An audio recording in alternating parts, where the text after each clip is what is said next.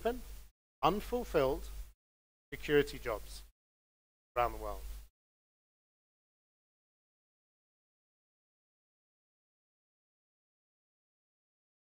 So, the enterprise security programs. Top questions. What do we see? What do we hear?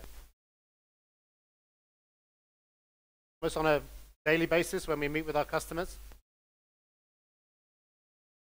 Questions that come up. Are we protected? How do we protect?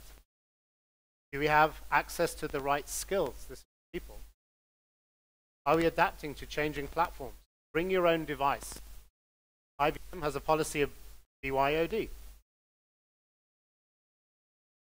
Most of us, if not all of us, use our own personal devices at work on the internet in our offices. Are we operating at an appropriate maturity level for our industry? Are we communicating the risk clearly to the upper management? Lastly, but possibly as important, are we maximizing the value investments that we've made in? It goes back to my point where one employee, one IT security person in an organization discovered they actually spend more on paper clips than they do on protecting their own. The regulations. The purpose of this sort of talk to you, not a product pitch, unlike some of the other people who have been talking to you before, where they seem to spend most of their time talking around their company. Leave that one there. Edward. You know, compliance, it's a scary subject. You hear the word compliance. Ooh, who's coming? What are they going to find? A lot of organizations, you should rightfully be concerned about what they're going to find. So a lot of people think it's quite hard to deal with. And a lot of organizations are forced down this route, that they have to confront this animal, confront this sensitive data, purely by regulation. That's all. I've listed a couple for you. There are many, many more. PCI, SOX, GDPR, HIPAA. Your industries probably have others. I'd be surprised if you don't. The trick around compliance is, as I was talking about, it's the checkbox exercise. Doing the minimum.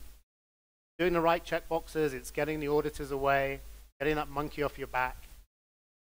But compliance, just doing compliance, does not provide meaningful data security protection.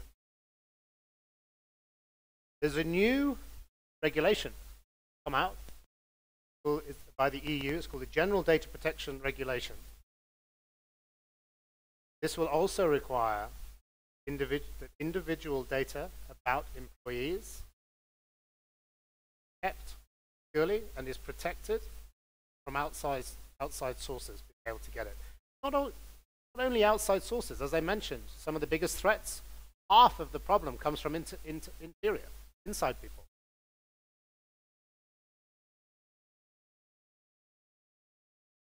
If you want to go and have sensitive data security conversation with somebody senior in your organization, with a CIO, somebody comes to you, and they ask you this question: how do you prove privileged users have not inappropriately accessed or jeopardized the integrity of sensitive customer, financial, and employee data? That one question covers really all of the concerns that you have. Proof. Proof. How do you collect? How do you collect evidence that you know what people are doing with the data? Is it done? You track. Privileged users. Attacks come from many, many different places. A lot of the attacks come from privileged users who have certain administration access or administration rights into your information. They could go rogue.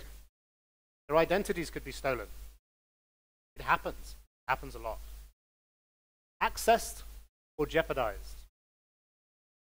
How do you know if someone has even looked at confidential data? Your employment record in an organization. How do you know if somebody's accessed that? What if they were to go in and delete it? Change it? Sensitive data. Enterprises run on this information, and it's not just employee information. It's customers, it's pricing, it's cost. Do you, and I'll ask all of you, do you even know where your information is right now? Sensitive information.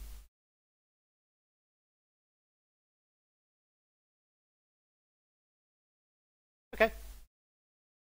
That's the scary part. The data protection, it's a journey, okay? So you have an acute, as those of you who can see the slides, most of security is driven by an acute compliance need. You've got to do something, so you do something. Check the box when the auditors come.